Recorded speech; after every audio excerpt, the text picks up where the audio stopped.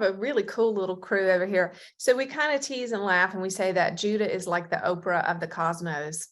And, Judah began opening the door to all kinds of guests on this cosmic Oprah show that Judah does.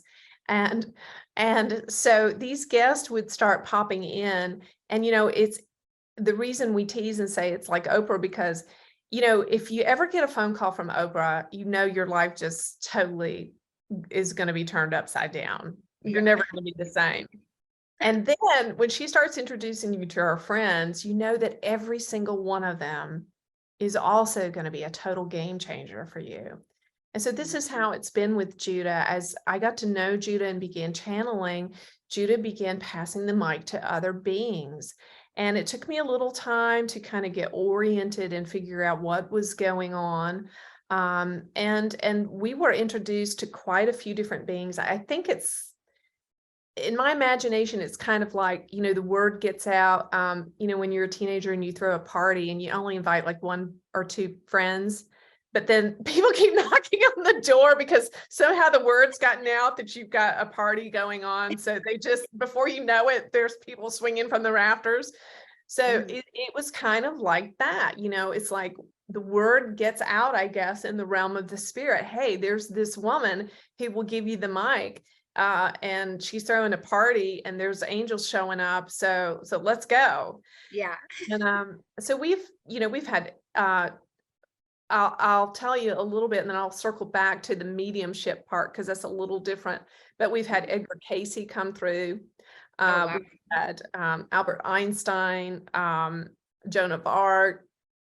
So it's not just angels, but also some dead people that aren't dead. Obviously, their souls are still out there. Right. And we've also had, at one point, I started channeling an entity called Abby, who is from Sirius B.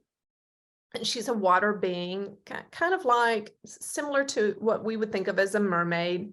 Anyway, I started stumbling into these different beings like her and began to piece together the pieces of the puzzle that I was working with different members of the Galactic Federation.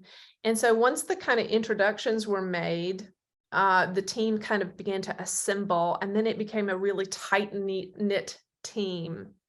And when they come, they all come together, all 5 of them, and we talk together about things that are completely different than Judah. Judah is about helping people like you and I to wake up, to get free emotionally, mentally, spiritually, and physically, and to begin evolving into much higher levels of consciousness and moving towards our own personal enlightenment. That's what's important to Judah. Now, these other beings, they are from the Galactic Federation and they have a different intention in mind.